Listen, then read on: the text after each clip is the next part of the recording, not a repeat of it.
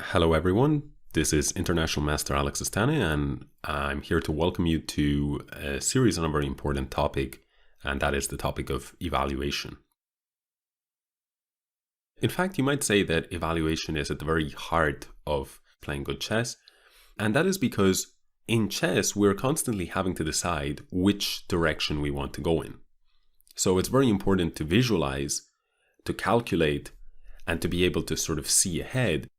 But it's no use being able to see many moves ahead if you're not able to correctly assess whether the resulting position interests you or not, whether it's in your favor or not. And that's where evaluation, the ability to correctly evaluate multiple positions that range in difficulty, that's where the skill really comes to the fore. So, of course, it's very, very complex to evaluate certain positions correctly, and even the best players in the world regularly make mistakes. Nevertheless, there are certain key factors that we can typically rely on when evaluating a position. And so in this introductory series, we're going to run you through all of these different factors, and hopefully by the end of the series, you'll be much better prepared to compare and contrast these factors when looking at positions from your own games. So, with that said, what are these factors? Well, the first is king placement or king safety. So one must ask oneself the question, whose king is safer? The second is material balance. So am I ahead in material, or am I behind in material, or is material equal? The third is central control. So who has the advantage in the center? In general, pieces that are placed in the center are more effective. They can eye up both the queen and the king side, and of course, they usually have more squares. A centralized bishop has more squares than a bishop on a corner of the board, and in particular, a knight that is centralized has access to more squares than a knight in the corner. Piece harmony is the next factor. So this is a pretty broad category, and I'll be discussing general piece superiority. So for instance, you might have a knight that is better than a bishop, or vice versa, a bishop that is better than a knight, something like this. You may have simply piece placement that's very, very closely linked to superiority in some cases, but it's not exactly the same. The third is piece activity. Again, these are all related topics. And the fourth is piece stability. So, for instance, a knight in the center that is supported by a pawn and that cannot be attacked by the enemy pawn is a much more stable piece than a knight in the center that has no pawn support and can be attacked, or is indeed being attacked as we speak. So, piece harmony is an important factor. General stability is a very important factor when evaluating a position. The next topic is pawn structure. So simply whose structure is better, and that can be something as simple as one side having doubled pawns, or more complex factors like one side having his pawns a little more advanced on the queen side than they would like. So very much a broad range of complexity there.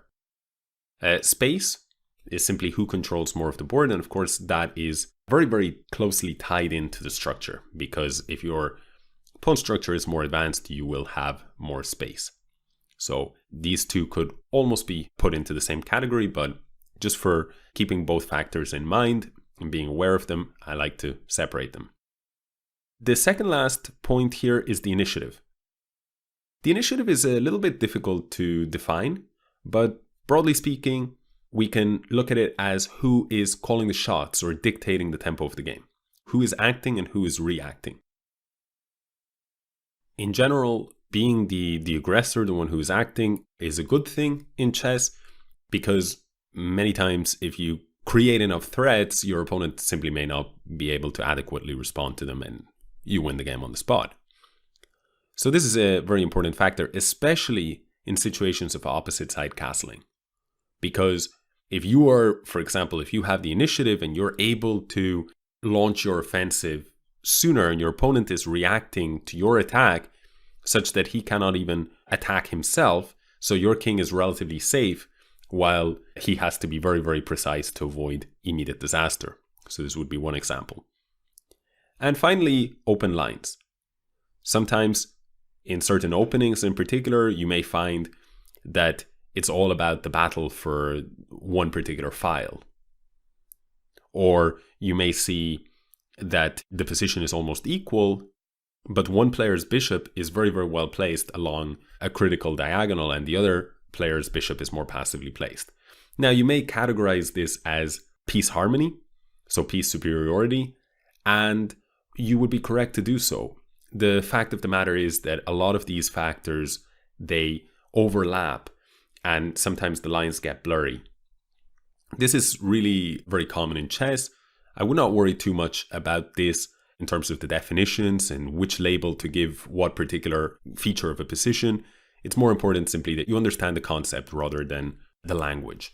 So nevertheless, I hope that this list has been a useful introduction. And now I'm going to show a few introductory examples and introductory positions so that you're a little bit more clear on what I mean by all of these factors. So let's get to it. So in this initial position, the most obvious factor, in my opinion, is the factor of king safety. And if we notice, the king safety has actually been compromised because of the bad pawn structure that presumably arose after the move g takes f3. So therefore, in this position, since we look at the material and we see that each side has 5 pawns, and we see a bishop and a knight, which are approximately equal, we see that the primary factors at first sight are the doubled pawns and the consequent problems for the white king. In fact, if we look at the position a little bit more deeply, we would identify other factors as well, such as, in my view, the black queen is better placed than the white queen, and the bishop in such positions as these tends to be a little bit better than the knight. But those, again, are a little bit more complex factors, especially the bishop versus knight battle. Certainly, though, the fact that the white king is less safe than the black king, and that the f-pawns are, and that in fact that the entire structure is compromised, these are less difficult to demonstrate. Okay, so this is the first position. Let me show you the next. Here, looking at this position from the white side, the first thing that stands out is the superior central control. And one thing that is very closely linked to central control is space. We see that by having these 2 pawns on e4 and d4, white controls much more of the board than black does. If you notice also, white, right now he has his army set up along these 4 lines, so the entire half of his board. But black, on the other hand, is more restricted. We see that he is only on these 3 lines. So therefore, it's a clear space advantage and a clear superiority of center. What other factors might be seen here? Well, notice the bishops. One side has a light squared bishop and the other has a dark squared bishop. And white has his bishop developed. Presumably it went bishop f4 and g3.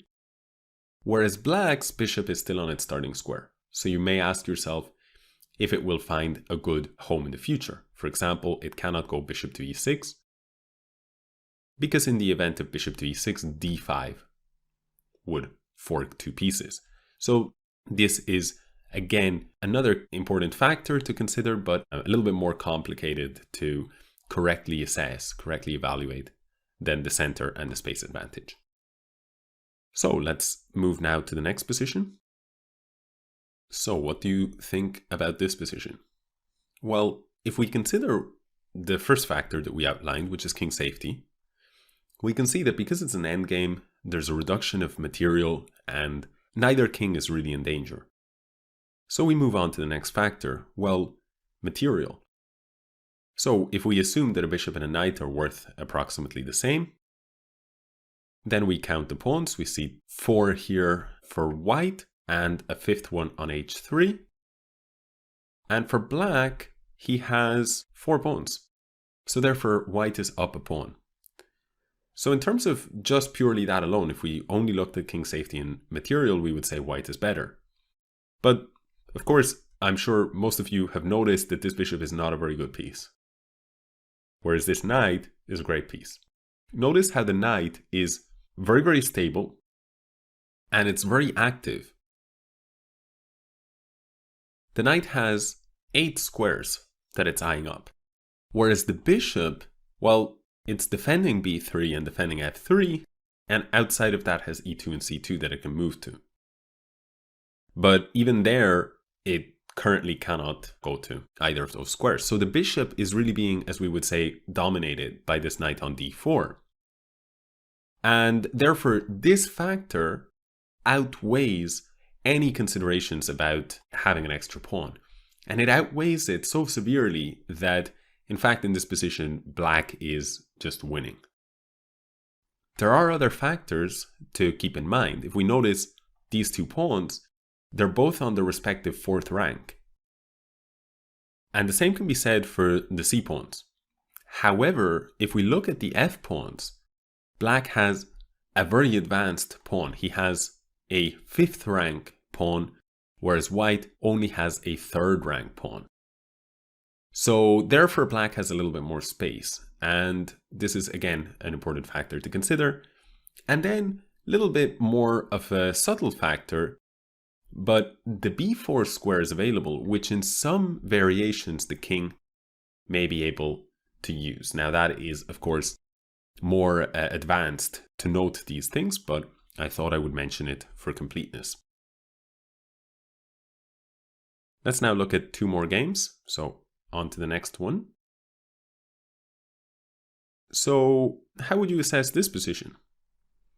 Well, let's see. First of all, each side has 6 pawns and 2 minor pieces. So it would seem that it's about equal. And on top of that, it's symmetrical, right? There are 3 pawns each on the king side, placed exactly the same. And here there's a slight asymmetry, nothing major, but it's still a 3 versus 3 situation.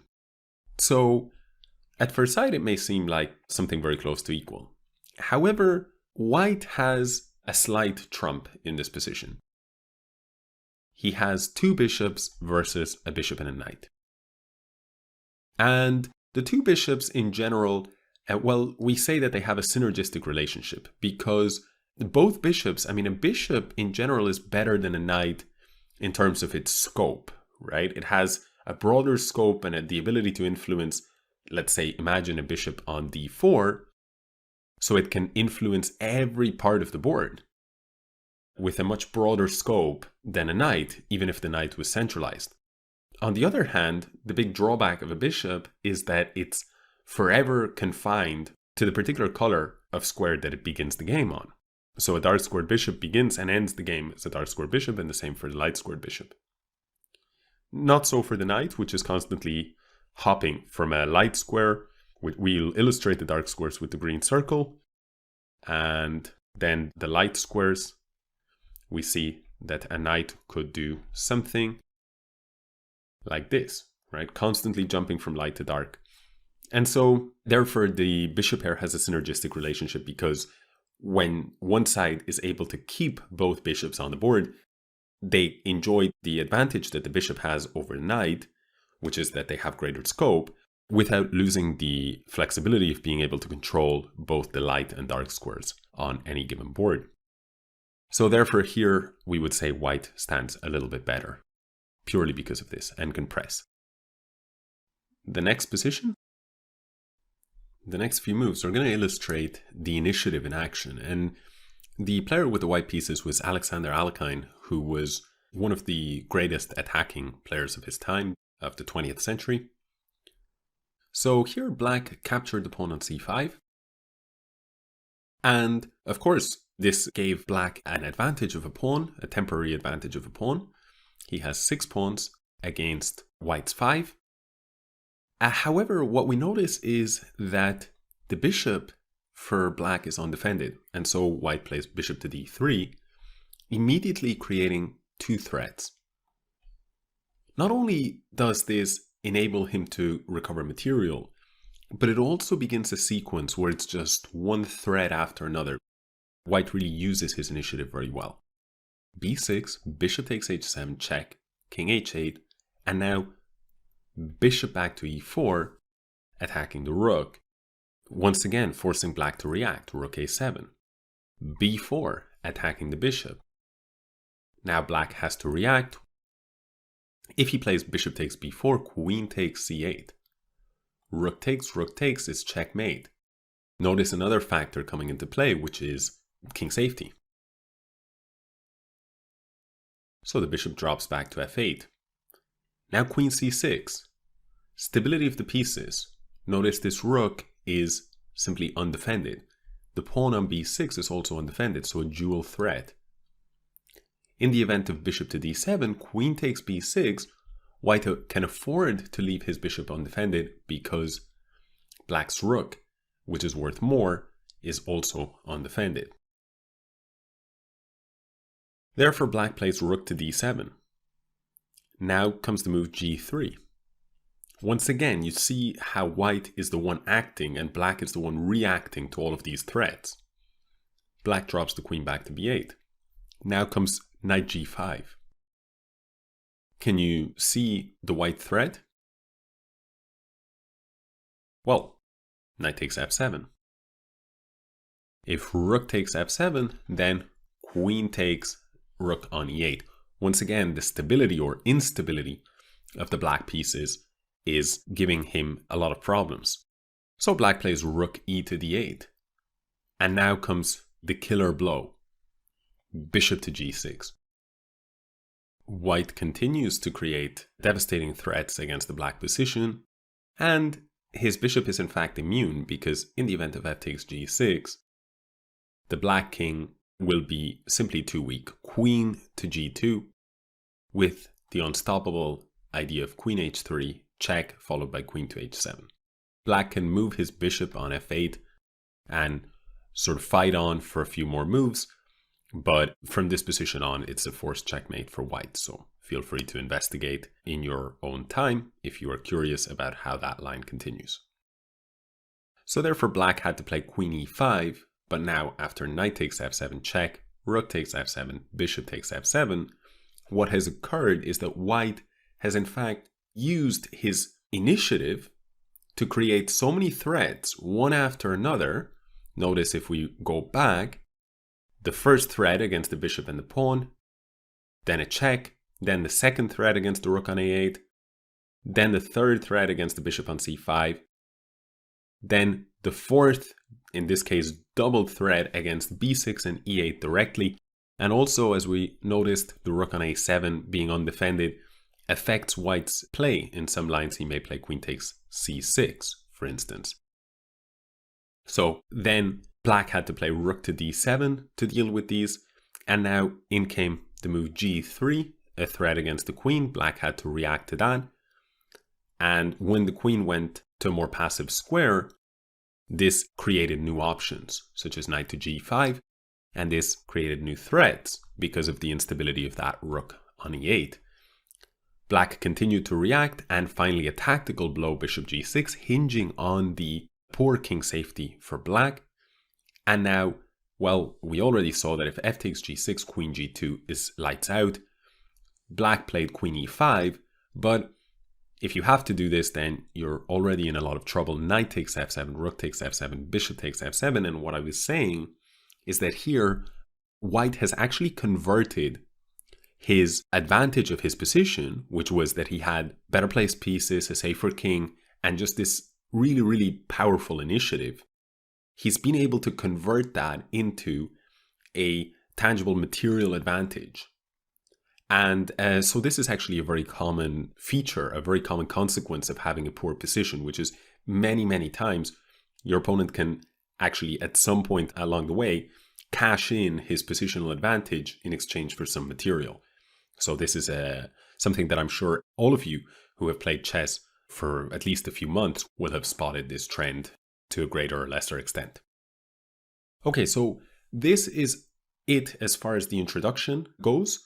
What we're now going to do for the remainder of the series is I'm going to show you 4 games with different positions that we're going to evaluate, and we're going to try and dissect them, and we're going to meet the key factors that have already been mentioned in the introduction. We're going to meet them and we're going to explore them in a little bit more detail. So I shall see you there.